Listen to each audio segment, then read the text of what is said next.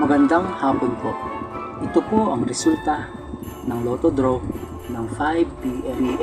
Biyernes, December 15, 2023. Sa 2D Lotto, 31, 20 in exact order.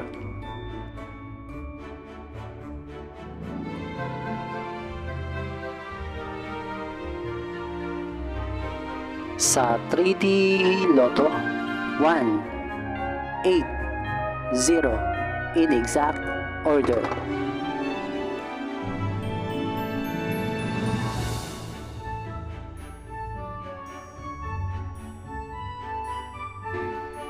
Ito po ang mga paalala sa mga Lotto winners at paraan kung paano makuha ang napanalunan.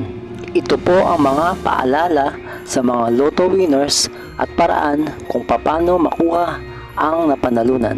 Ito po ang mga paalala sa mga Lotto winners at paraan kung paano makuha ang napanalunan.